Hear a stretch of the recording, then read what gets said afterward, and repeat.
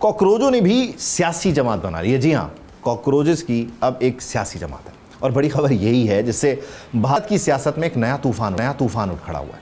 एक ऐसा तूफान जिसने मोदी और उनके इर्द गिर्द मौजूद जो उनकी किचन कैबिनेट है उनकी नींदें उड़ा दी हैं।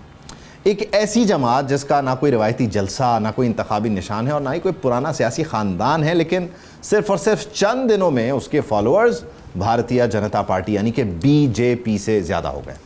ये कहानी है कॉकरोच जनता पार्टी की। जी हाँ, एक तंज, एक मजाक, एक जुमला और फिर पूरा भारत हिल गया। कहानी बुनियादी तौर पर शुरू हुई इंडियन सुप्रीम कोर्ट के चीफ जस्टिस सूर्यकांत के एक बयान से। क्योंकि अदालतें कुछ भी कह देती हैं, किसी को सिसिलियन माफिया कह देती हैं, किसी को गॉडफादर कह देती हैं। इंडियन चीफ जस्टिस ने भी नौजवानों को कॉकरोच कह दिया। अलबत्ता उन्होंने नौजवानों के गुस्से, तनकीद और ऑनलाइन एहतजाज को कॉकरोच और कीड़े मकोड़ों से तशबीह दी तो फिर नौजवानों को और गुस्सा आ गया। जेन ज़ी भड़क उठी, सोशल मीडिया पर आग लग गई और एक सवाल हर तरफ गूंजने लगा, क्या भारत के नौजवान वाकई सिर्फ और सिर्फ कीड़े मकोड़े हैं? फिर मंजर पर आया एक नौजवान, अभिजीत दिपके।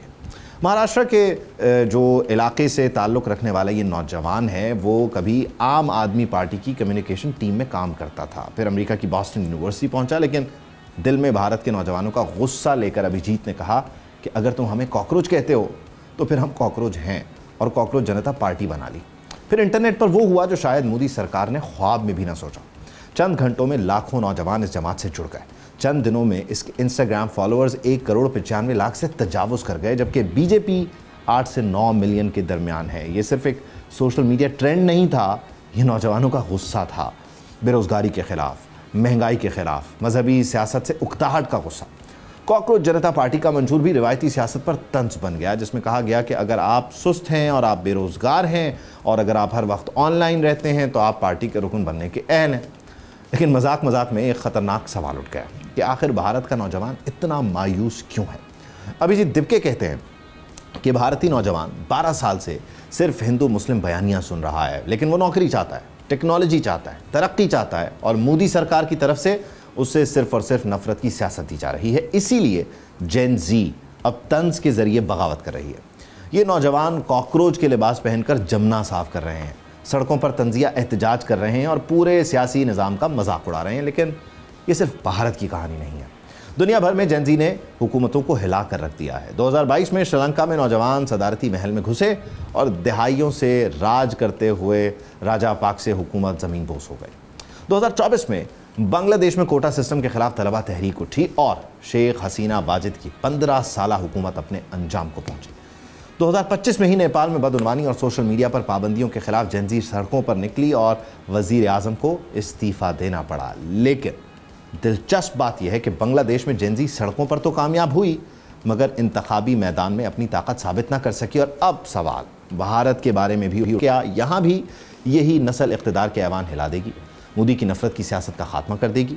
क्योंकि भारत में सिर्फ कॉकरोच जनता पार्टी ही नहीं बल्कि फिल्मी अदाकार विजय की जमात भी नौजवानों में तेज़ी से मकबूल हुई है। इसका मतलब है कि नौजवान रिवायती सियासत से उकता चुके हैं और अब वो नए चेहरों को आजमाना चाहते हैं। इस सारे मामले को डिस्कस करते हैं, हमें ज्वाइन कर रहे हैं अब्दुल हामिद गुल साहब। अच्छा अब्दुल हामिद गुल साहब, थैंक यू। यकीनी तौर पर ये बहुत इंटरेस्टिंग मामला है कि कोर्ट्स जो हैं वो जाहिर है उनको आप कुछ कह नहीं सकते कहीं भी।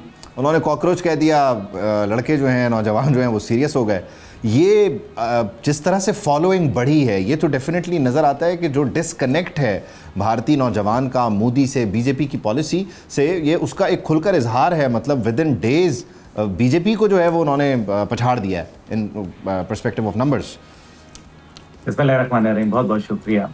देखिए, कॉकरोच जनता पार्टी जो है वो एक तो आपने देखा कि बीजेपी, भारतीय जनता पार्टी, और इन्होंने कॉकरोच जनता पार्टी, और फिर जो सारी बात हुई है वो बड़ी इंटरेस्टिंग है। सूर्यकांत जो चीफ जस्टिस हैं, उन्होंने एक बहुत ही नेगेटिव रिमार्क नौजवानों के लिए पास किया, जिसके अंदर तकरीबन 6 दिन कबल उन्होंने ये कहा कि जी अब हम जो है ये नौजवान जो हैं ये कॉकरोचों की तरह हैं और बेरोज़गार होते हैं, तो फिर इनको या तो मीडिया हाउसेस में या सोशल मीडिया पे या ये वैसे इन्फ्लुएंसर बन जाते हैं और इवेंचुअली ये अपना मुस्तकबिल इनका कोई नहीं है। जिसके ऊपर फिर एक जो लड़का था अभिजीत उसने जो कि अजीत दिपेक, वो उसने क्योंकि ही जस्ट 30 ईयर्स ओल्ड और वो अमेरिका के अंदर होता है, उसने फिर एक मजाक के अंदर एक वेबसाइट जो है वो बना डाली और एक इंस्टाग्राम पेज बना दिया और उसको कॉकरोच जनता पार्टी के वो नाम भी दे बंद हो दिया। गया खैर। जिस जी जी, वो इंडिया में बंद हाँ हुआ जी। है, वो बाकी नहीं हुआ।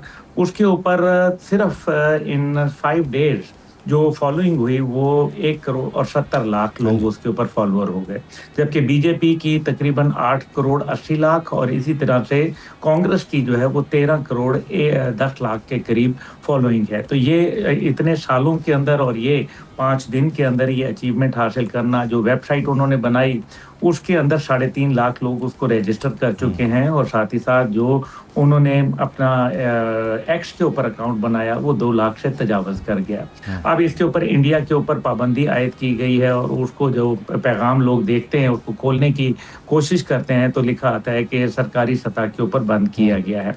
अब इन्होंने जो बात बड़ी इंटरेस्टिंग ये है कि इन्होंने तमाम अपना जो फोकस है वो रखा है बीजेपी के खिलाफ और उन्होंने कहा है कि बीजेपी ने हमारे ख्वाब छीने हैं, बीजेपी ने हमें बेरोजगार किया है, हमें सुस्त किया है, हमारे मुस्तकबिल को बर्बाद किया है और हम बीजेपी के हवाले से जो है अपना जो लोग हमारे साथ पार्टी में जुड़ेंगे वो सबसे उन्होंने तो पहले जो उसका बीजेपी हैंडल के भी रखा ना वो अकाउंट्स को 2029 यानी वो 2029 से मुतालिक उन्होंने अपनी इंटेंशन बता दी। मैं ये पूछना चाह रहा हूँ कि जो हमने बांग्लादेश में देखा, नेपाल में देखा, श्रीलंका में देखा, क्या उसकी कोई हल्की सी रमक, कोई झलक हमें यहाँ देखने को मिल सकती है अगले इलेक्शन में इंडिया में, ये सीजेपी का, कॉकरोच जनता पार्टी की तरफ से? देखिए ये तो बोल रही है ना, पूरी दुनिया बोल रही है कि इस टाइम पे जो जेन जी है वो पूरी दुनिया के अंदर अपना किरदार अदा कर रही है। How can it be possible कि नेबरिंग कंट्रीज के अंदर इतना बड़ा डायलेमा बन जाए, इतना यूथ की एक्टिविटी आपको नजर आए और भारत तो उससे दूर हो जाए। भारत ने तकसीम का अमल किया, नफरतों की बुनियाद के ऊपर मामलात को रखा, पाकिस्तान से नफरत, अपने अवाम से नफरत, अपनी अकलियतों से नफरत और दीगर नफरतें, इसकी बुनियाद के ऊपर भारत में तकसीम हो गई। नौजवान पढ़ा लिखा है, वो अब जो है वो पुरानी फुलिश स्टाइल के अंदर चलने के लिए तैयार नहीं है और यही वजह है कि उन्होंने बीजेपी को सामने रखते हुए कहा है, अपना जो 5 नुकाती फार्मूला उन्होंने दिया है। पहले तो मजाक में उन्होंने कहा कि जी जिसके अंदर जो लेजी है, अनएम्प्लॉयड है, ये वो तमाम उसके जो 11 घंटे जो वेबसाइट के ऊपर दे सकता है वो लोग वेलकम है। और सबसे बड़ी बात उन्होंने कही कि बीजेपी को अनफॉलो कर दें आप, यानी कि बीजेपी की जो पॉपुलैरिटी है उसके अंदर कमी, बकायदा ये डेंट डाला है। अब इसके अंदर इंटरेस्टिंग बात जो 5 नुकात हैं उसमें पहला ये उन्होंने कहा है कि जो भी चीफ जस्टिस रिटायर होंगे उनको आगे राज्यसभा के अंदर, अपर हाउस के अंदर जगह नहीं दी जाएगी, यानी कि इनाम के तौर पर हुकूमती वफादार होने के नतीजे में उनको सीट नहीं दी जाएगी। दूसरा उन्होंने कहा कि पार्लियामेंट के अंदर तमाम जो नशिस्तें बरकरार रखते हुए औरतों का कोटा 33% से बढ़ा के 50% कर दिया जाएगा और फिर साथ ही साथ उन्होंने ये भी कहा कि जो उनकी कैबिनेट है उसके अंदर 50% औरतों को मौका दिया जाएगा। फिर उन्होंने कहा कि तमाम जो गोदी मीडिया से रिलेटेड जो एंकर्स हैं उनके साथ हम किसी किस्म का कोई इंटरव्यू नहीं देंगे।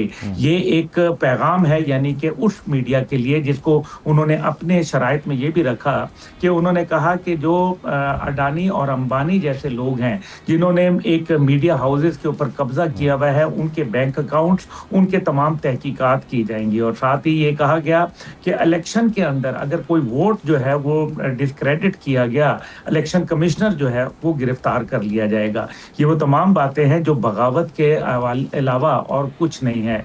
और लगता यह है कि भारत के अंदर जिस तरीके से ये नौजवान एकदम उठे हैं, इससे वादे नजर आ रहा है कि बीजेपी, मैं पहले भी गुजारिश कर चुका था किसी प्रोग्राम में बोल के, जिसमें मैंने गुजारिश की थी कि भारत में वेस्ट बंगाल के अंदर इलेक्शन बीजेपी ने जीता है लेकिन भारत हार गया है। और आज जो ये जो अब कॉकरोच जनता पार्टी है उसको आप देखिए कि वो किस तरीके से, अच्छा भारत के अंदर इसमें बुनियादी तौर पे आपने जो बात की है वो बंगाल वाली, अब अगर ये चीज़ है, ये 5 इनके जो पॉइंटर्स हैं या इनका मंशूर है इब्तदाई, इसको देखें तो ज़ाहिर है ये बड़ा थ्रेटनिंग है, ये इंस्टिगेट करता है लोगों को। अब इसको कुचलने के लिए भी ज़ाहिर है भारत में कुछ ना कुछ कोशिशें होंगी।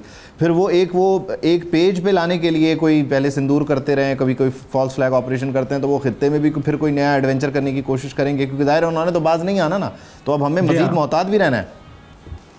जी बिल्कुल, इसमें कोई शक-व-शुबा नहीं है क्योंकि देखें एक्सट्रीमिज़्म की पॉलिसी को नौजवान नस्ल ने रिजेक्ट कर दिया है भारत के अंदर।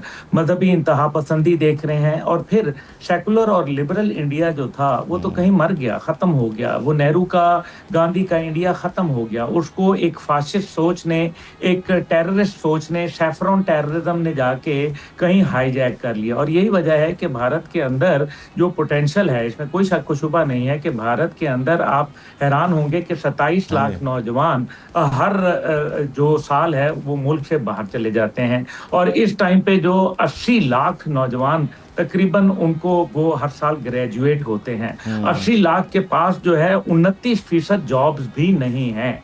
इसका मतलब यह है कि इतनी बड़ी जो एक पॉपुलेशन है उसको इग्नोर किया जा रहा है और इतनी उसके ऊपर डिस्पैरिटी है और तरह-तरह इसमें बुनियादी तौर पे वो जो बाहर जाना अफोर्ड कर सकते हैं वो चले जाते हैं, लेकिन जो रह जाते हैं वो फिर अपने गम गुस्से का इजहार करने के लिए कॉकरोचेस की तरफ देख रहे हैं और वो ये कॉकरोच छोड़ेंगे नहीं। ये दिल्ली तक आ गए हैं, पहले ट्रैक्टर आ चुके हैं, अब अगर कॉकरोच आते हैं तो भारत में जो मोदी सरकार बैठी है उसका होगा क्या। बहुत शुक्रिया अब्दुल्ला हमीद गुल साहब।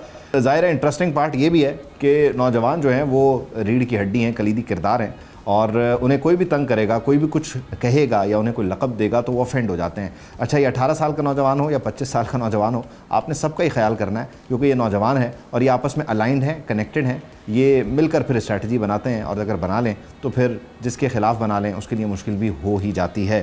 तो बहरहाल इसका किसी भी चीज़ से कोई ताल्लुक़ नहीं है, बस सिर्फ नौजवानों की साइकी आपको बताई है।